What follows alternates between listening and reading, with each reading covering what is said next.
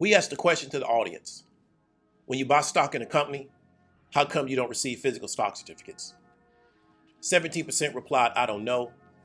58% replied, the brokerage has my stock certificates.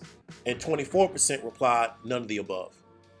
What we're going to do in this video is kind of explore this a little bit deeper, and therefore it can help you understand when you're dealing with your online broker and you buy shares in a particular company, how come that online broker doesn't automatically issue out a stock certificate that you can hold, put on your wall, put it in frame, whatever you want to do with it.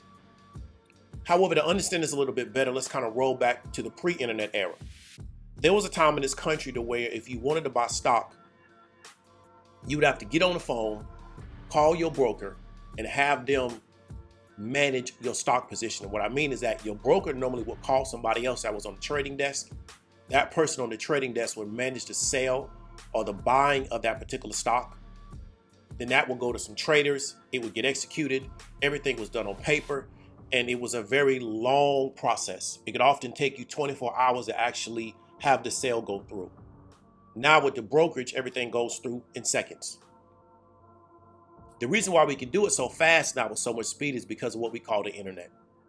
And what we saw is as electronic trading started to become more and more normalized, late 90s, early 2000s, brokerages decided, because we're eliminating a lot of this paper trail and we're eliminating a lot of the labor involved with buying and selling stocks, we're no longer going to just issue out a stock certificate.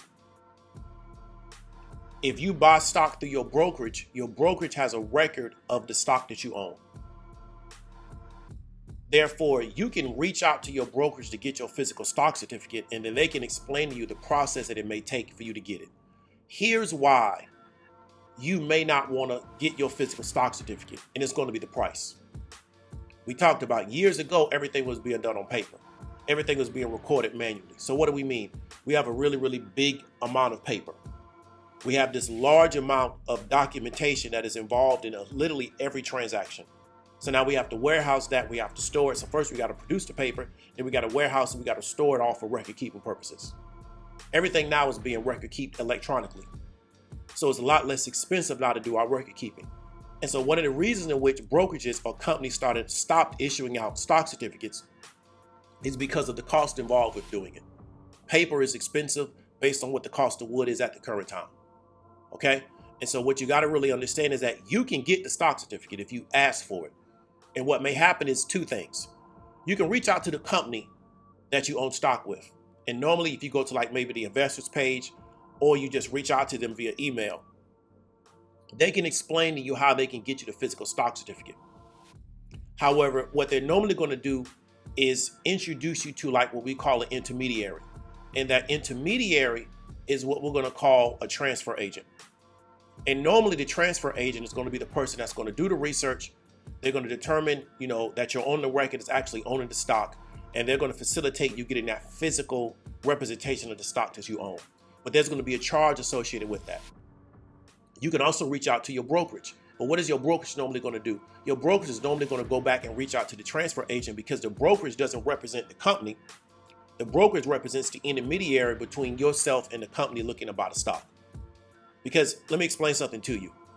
When you really buy stock in the market now, you're not buying stock from the actual company. You're buying the stock that is available in the market.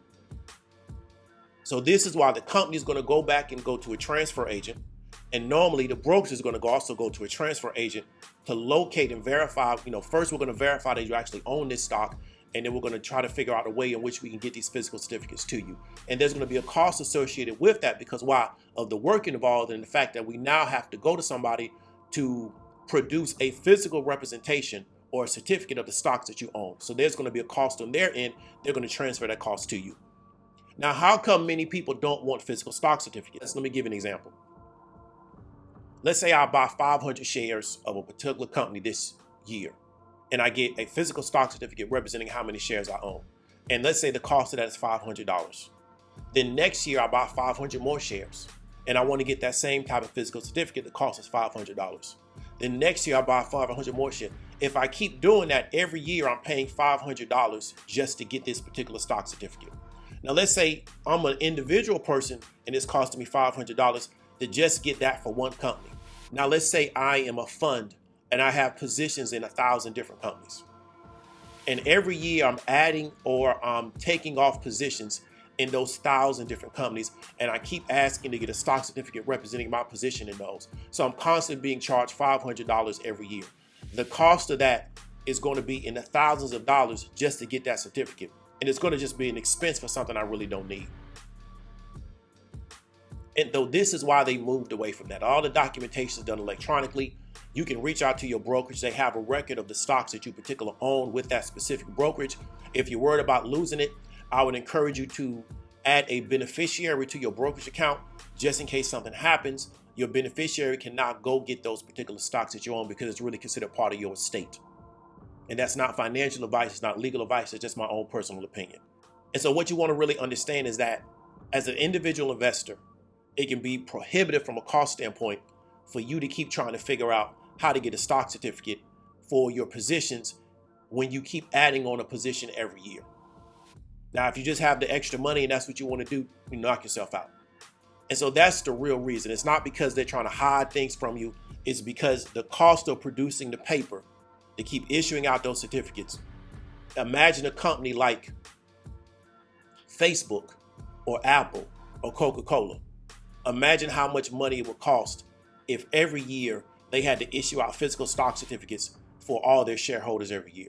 And then they would charge their shareholders for the cost of doing that. And most shareholders would be like, I don't want to pay that anyway, so you don't have to do it. I'll just deal with my brokerage account. And that's what you want to understand. Hope you got some value from it. David W. Williams, also known as Diamond Dave. I'll talk to you later.